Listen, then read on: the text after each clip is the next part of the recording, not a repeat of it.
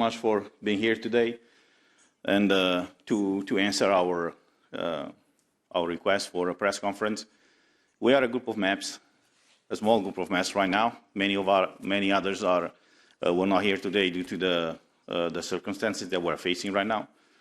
Many of us are joining online. Other of us are supporting us, from their homes. And the reason why we wanted to call this press conference today is to raise serious concerns about about the discussion that is currently going on in the Parliament, that us as MEPs, our staff members, and the staff that is working for the Parliament will not be able to enter, apparently soon, the premises unless they have a green certificate. And this is raising a lot of concerns to many of us as MEPs, to many of our staff members, and to many of the workers that are working for the European Parliament.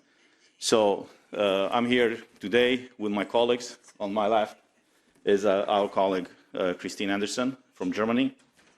Further to the left, our colleague Francesca Donato from Italy, and to my right, my colleague Ivan Sinčić from Croatia.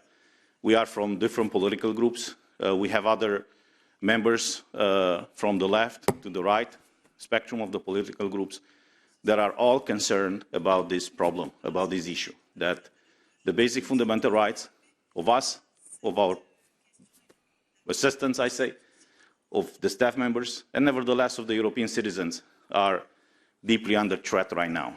And before I go any further, I would say what I personally have to say. I want to introduce my colleague, Christine Anderson. I know she had different positions, tough positions on this issue, and I would like her to express that. Thank you. Ja, vielen Dank.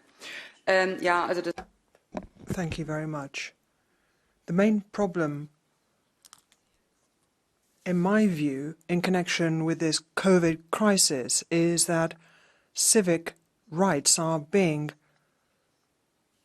increasingly curtailed, and it's not clear why citizens would go along with this. One of the reasons might be,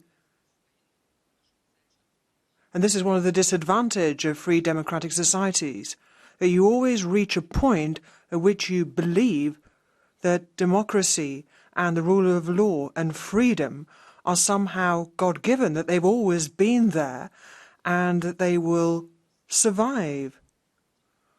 Whereas in actual fact, these are rights that have to be battled for, and that is why we have to do more to fight for this right to freedom, and that is why these fundamental principles which are anchored in the basic law, in the constitution in Germany,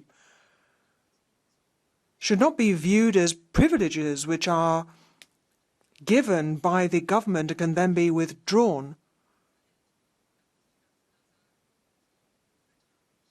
And I am unequivocal about the fact that I am not fearful of COVID at all. What I am worried about are the kinds of governments which exploit this crisis in order to curb civic freedoms and to grant certain privileges or not, as the case may be. What we stand for in Europe is freedom, democracy, and the rule of law. And there can be no reason for those rights being curtailed by governments. That is the real problem here. That is a problem we need to deal with. Make it clear to the people of Europe that they should not tolerate this for a moment longer. Thank you. Francesca? Thank you very much to you all. It's very important for me to be here today. I think that all that my colleague Christine has said is really important.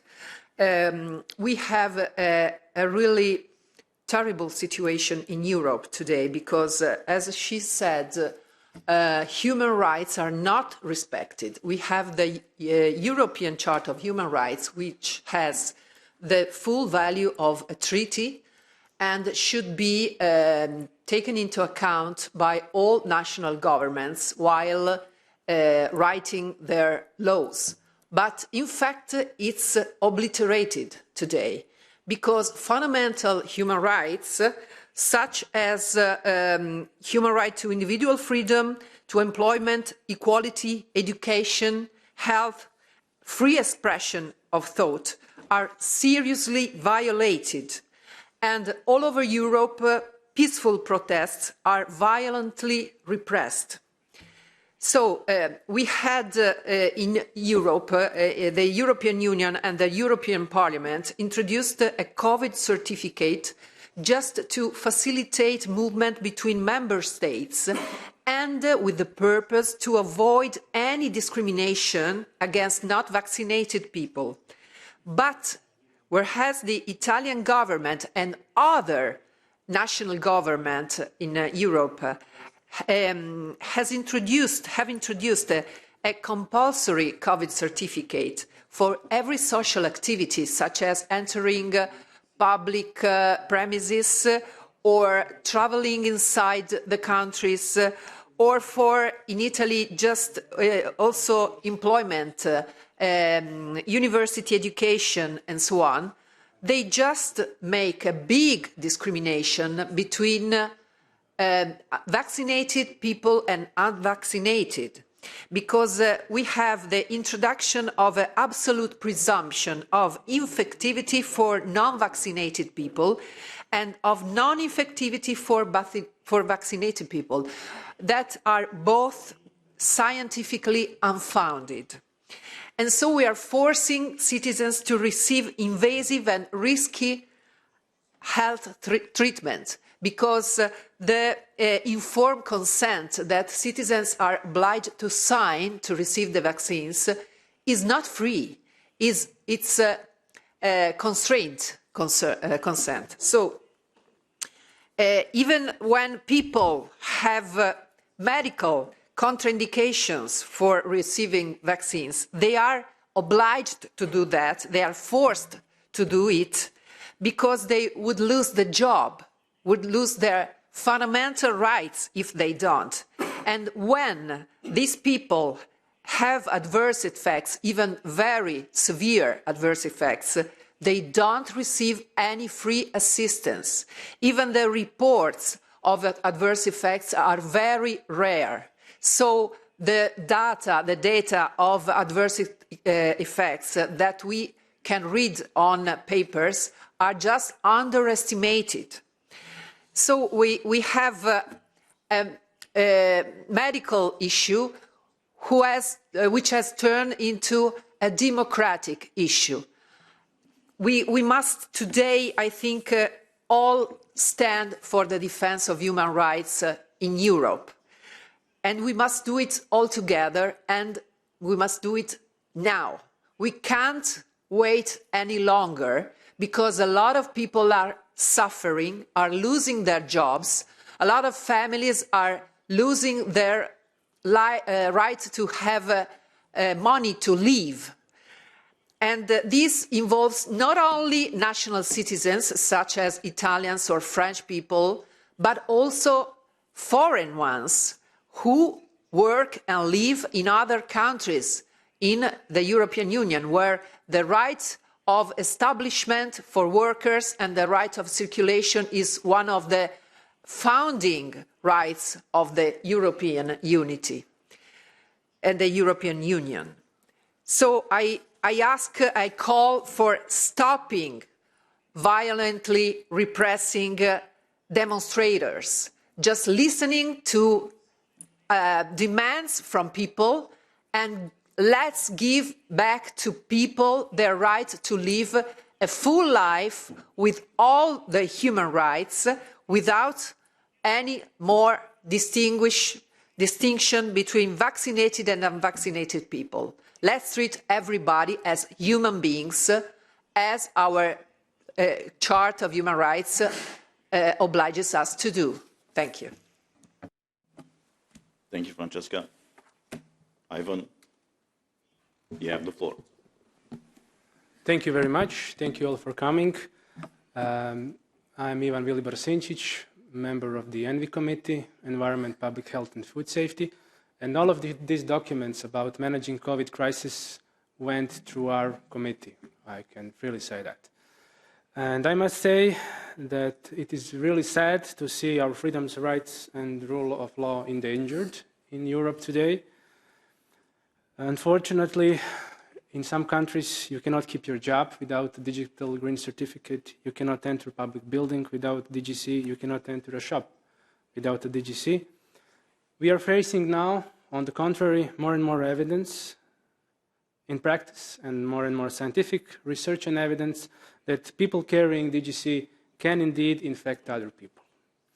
DGC is a license to spread and infect. Unfortunately, DGC gives a false sense of security. DGC is completely illogical, it's non-scientific, and it must be abandoned. I fully support the staff of the European Parliament in their positions, the positions of non-discrimination, non-segregation, the freedom to come to the workplace. This is their workplace, along with us, the MEPs. The implementation of proportional and adequate sanitary measures, the vaccine not being compulsory. 100% teleworking offered for vulnerable staff, free and informed consent, as my colleague said, which are prescribed with various international documents from Oviedo Convention, Nuremberg Code, resolutions of Council of Europe. We have Council of Europe right there, a few meters from this Parliament building. Free and informed consent, a right which belongs to individual freedoms to decide whether or not to say yes or no to a medical act of any kind, medical treatment of any kind. A message to the staff is simple. You're not alone, and fight for your rights, and we are fighting along with you. Thank you. Thank you, Ivan. I want to quote something precisely from the regulation that was voted a few months ago that imposed all across Europe this green certificate. The paragraph 46 of that regulation states the following, and I quote, "This regulation respects the fundamental rights and observes the principles recognized in particular by the Charter of Fundamental Rights, including the right to respect for private life and for family life, the right to the protection of personal data, the right to equality before the law and non-discrimination, the right to free movement, and the right to an effective remedy. Member States should comply with the Charter when implementing this regulation." This is what was stated in this regulation, and this is what was voted, and what was agreed out of the trialogue. Well, if we look now, a few months after this green certificate was imposed in the European Union, we see exactly the opposite. All these rights that allegedly were supposed to be protected by this regulation are actually violated right now. People cannot work anymore, and they live under the threat of losing their jobs and their livelihoods if they are not having this certificate. I have a colleague here from Italy. We have about 1 million and a few 100,000 Romanians in Italy, many more Polish, many more Bulgarians and other people from Eastern Europe. They are all citizens of this European Union with equal rights. I have to tell you that in the past few weeks, I'm bombarded with petitions from people in Italy, from people in France, from people in Spain, concerned that they will be losing their jobs if they don't have this green certificate. The problem is many of these people already had COVID-19. They have proof that they have the antibodies, the natural antibodies, and nobody cares. They are forced to do or to be exposed, for example, or to take a medical product that, for various reasons, they don't want to take it. If they don't do it, they will lose their jobs. So our concern is this the type of European Union that we want to build, that we want to accept? Is this the European Union, as it is stated in the Treaty of the European Union, that this union is a space of freedom? Do we still have that freedom anymore or not? So we were some of the people, I would say, that raised these concerns during the debates in the plenary when this green certificate was debated. At that point, our voice was in a minority, and it's proven by the votes. The problem now is more and more people in Europe are affected by the decision made even by this House. You've seen the protests in Italy and in many other countries. Unbelievably, I'm coming from a former communist country. We haven't had a protest for liberty since the fall of communism. Out of the blue, we see people now in Romania, and we've seen, interestingly enough, in Spain, in Italy, and in many other countries, fighting for freedom, for liberty. They're not fighting for higher pensions, for higher salaries, or for any of these other rights. They simply fight for the basic human right of being free, to decide implicitly what they want to do with their body. So this issue was raised by us, is proven by the records of the parliament. Now it's affecting a lot of people, a lot of our citizens. Now the problem is that it's affecting all of us here. And it's threatening the parliamentarian democracy even of this House. Because if we will not be allowed to enter this House, unless we have a green certificate, we will not be able to do our job here. But along with us, it's our assistants and our staff members.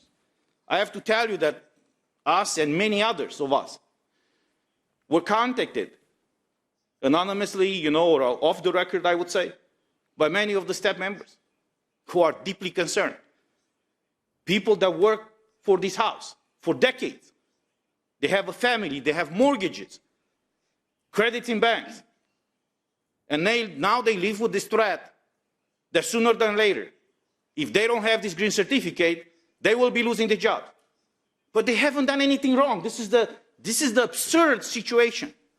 Many of them already went through this insane illness that killed so many people.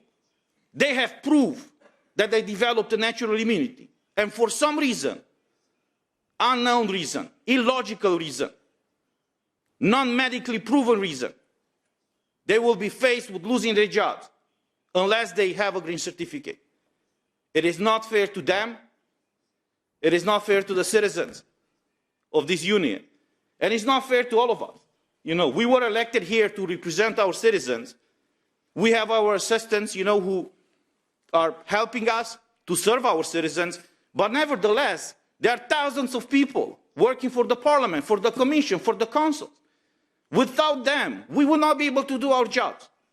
They are the unknown people that are actually carrying everything that we do here and everything that we have here. And just this stress to come to work every day, to be threatened, to be afraid that you might lose your job because you don't have a certificate that is not certifying anything. Because clearly if you're vaccinated, you can get COVID and you can spread the virus. I mean, it's proven already. And if you have a negative test, that is just proving that at the moment when you got the test, you were negative. But it doesn't mean when you leave the office or the testing place, you might not get infected and infect other people. Interestingly enough, in the parliament, and this is the absurd situation, we all agree that if you have proven of natural immunity, you should be allowed to travel free. They removed that from the regulation. So now, healthy people cannot exercise their basic fundamental right. So an idea or a regulation that started with the idea in mind to facilitate freedom of movement, now it's a tool, I would say, used to condition your right to work, your right to eat, your right to travel, your right to personal life, and many other things. So the reason why we had this press conference is to express through our voices the concerns of us, the concerns of our staff members, and nevertheless the concerns of hundreds and maybe thousands of people that are working in the Parliament, in the Council, and many other European institutions. We are here for you, and we will fight for you.